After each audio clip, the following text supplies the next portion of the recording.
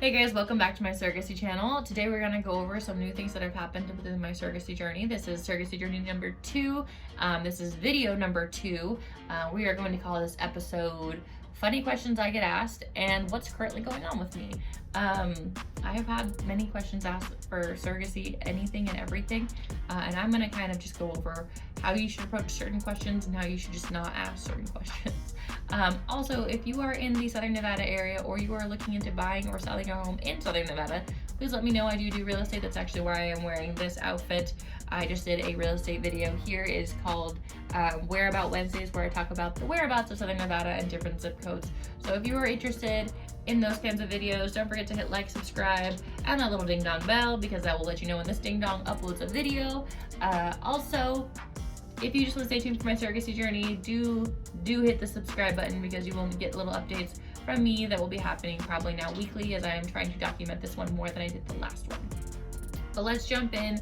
Let's dive in to episode 2 of my surrogacy journey season 2.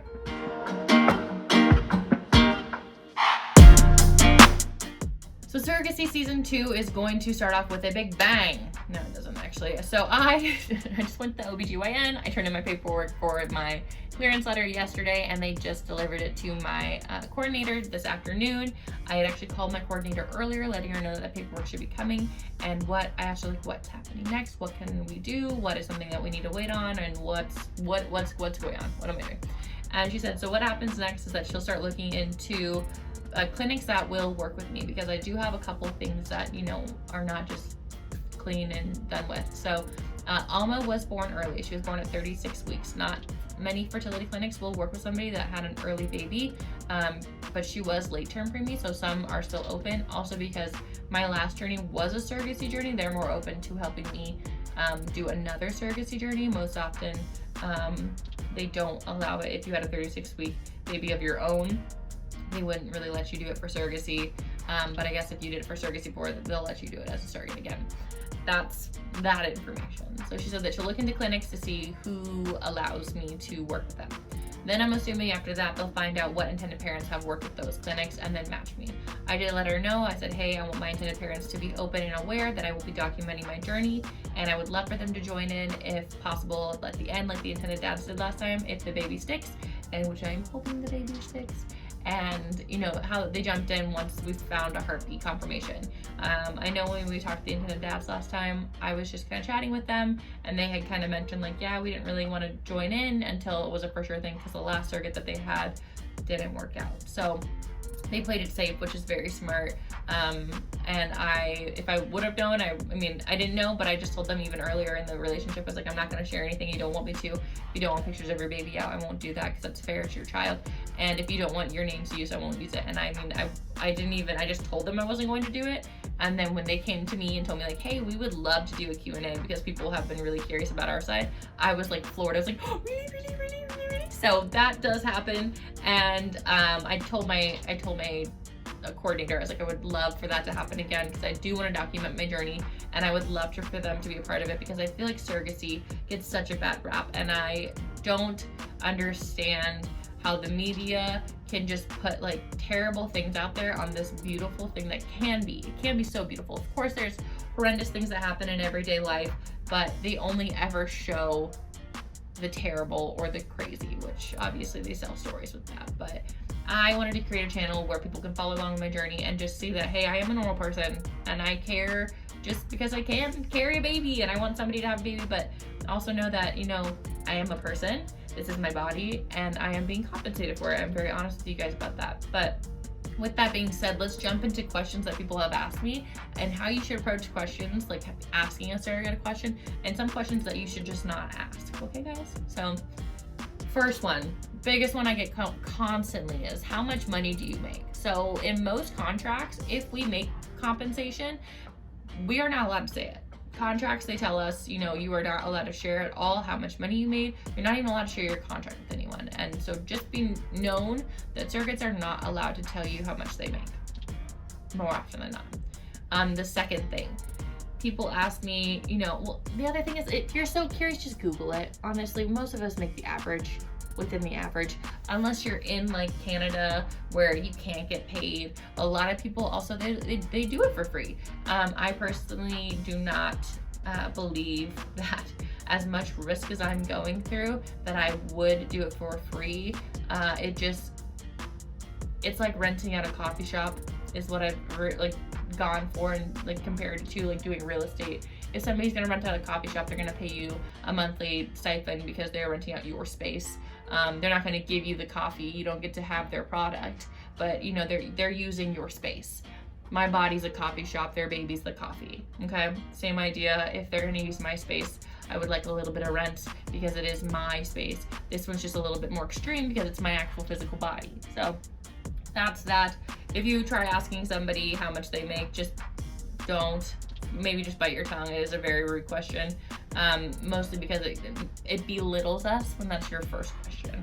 My first question that I let people ask in dating is actually more just like, oh, well, where are the parents from?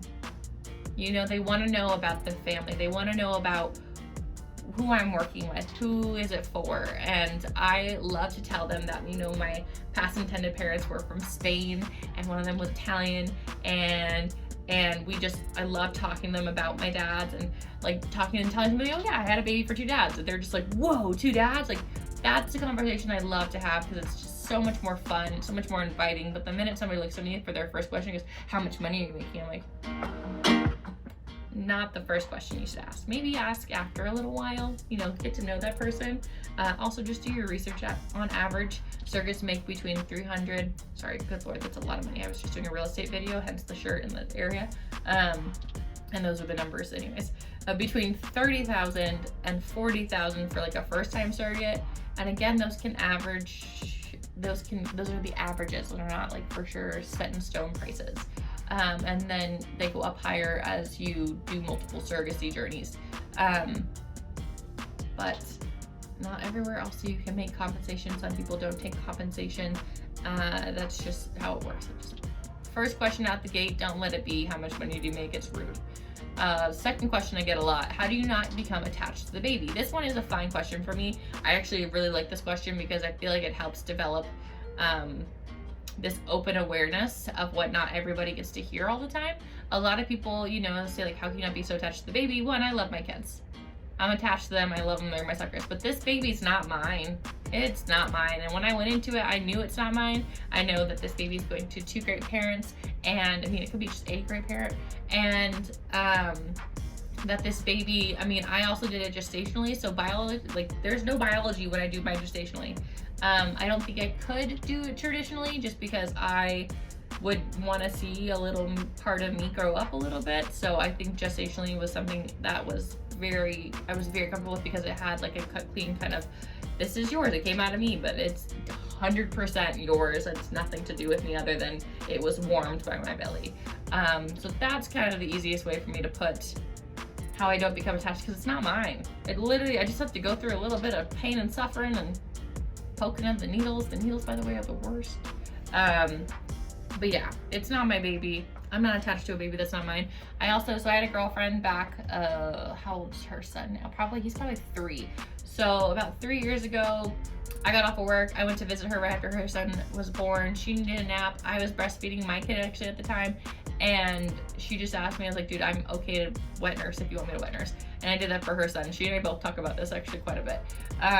And no attachment there. This baby, I won't ever breastfeed a surrogate baby just because the whole smells and mom thing, because it was brewing inside of me and I don't want it to become attached. And I call it because that's not like a thing. I even call my children it. That's just who I am. But I didn't mind breastfeeding her kid and just giving it back because again, it's your child type of thing. That's how I felt with Alma. I felt she came out of me. I got to hold her, I got to feed her a bottle, and I got to change her diapers and we got to play for a little bit. But again, it's not my child, it's my friend's kid, and I'm just the one that helped create it. Another question I get is, you know, like, why?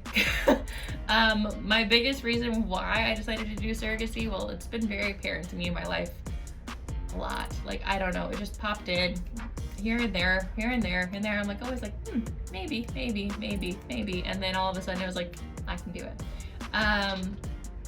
I'm great at being pregnant. I mean, I know you guys have probably watched my first videos, and if you do, you can see how skinny I get in the first trimester, which I actually love because I call it my bikini season body, is whenever I get so sick because I get so skinny and I just look like flawless. And then like the baby hormones, which make my hair grow and look luscious and all these things. So I'm nauseous, and I can still do things though, and I'm skinny, and I'm skinny throughout almost most of my pregnancy. I don't usually have a big belly. I do wish at one point I might be able to get a big belly just because I want those photos, but I'm lucky. I'm able to hold a baby really well, very comfortably for quite a long time, and the only thing I really have that happens is I'm nauseous and a bit cranky. My husband might disagree, but a bit might be a bit too small. So those are the questions I get a lot, and those are the questions, like the answers I get. You know, I like being pregnant basically, and I do not need any more kids of my own, and being attached to them is something I'm easily able to be like, take it, it's yours. It's basically I just wrapped the present and they got to take the present home. But yeah, those are all my little things. If you watched any of my surrogacy videos on TikTok, on Instagram, on YouTube, and you thought, you know what, I want to do this too, and you want to join an agency like I did, that's another thing. If you guys want to make a video on why I picked an agency compared to doing it by myself, especially the second time, I can make a video on that. Just let me know in the comments if that's something you want to learn about. But if you decide to go with an agency and you actually use the agency I went through, please write down my name as a referral. That does help me out quite a bit, actually, because I'm a part of their ambassador program. But I can make a whole video topic about my agency, what the benefits are of joining an agency compared to doing it solo. But again, not everybody's gonna fit the same. If you even just want to reach out to me and be like, hey, I'm thinking of doing it, and I've looked at these 5 agencies and my agency isn't one of them that I use, that's fine. I'm more than happy to talk with you about like what your goals are as a surrogate and what this agency is offering you. And I can also kind of tell you like why I decided to go with this agency. I looked into quite a bit of agencies before I picked one. I had actually applied to 2, and I just fit better with Circle. I feel like their needs and what they were giving me were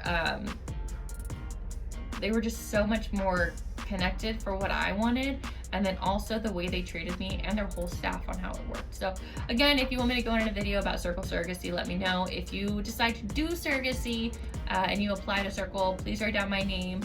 My name is on all my social media, so it's literally just my name is my social media. So if you're ever curious, you're like, oh, I found that girl on TikTok, what was her name?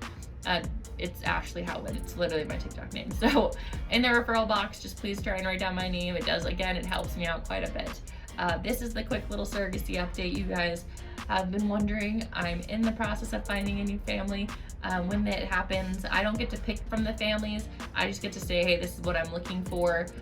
Can you find me something similar? And then if I like the person who I'm talking to and they like me back, then they will move forward, and then we will move forward into the contract signing phase. But there's a lot of other things that kind of go on.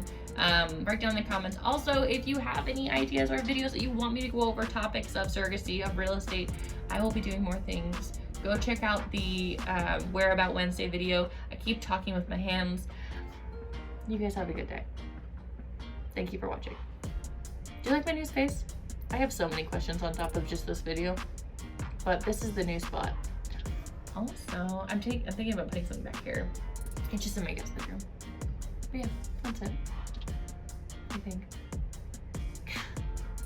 I'm new to YouTube, guys, if you can't tell. Also, this is recorded on my phone because my camera died and I was gonna actually upload a nice video, but it didn't work. Oh! Yeah, there you go. Okay, bye.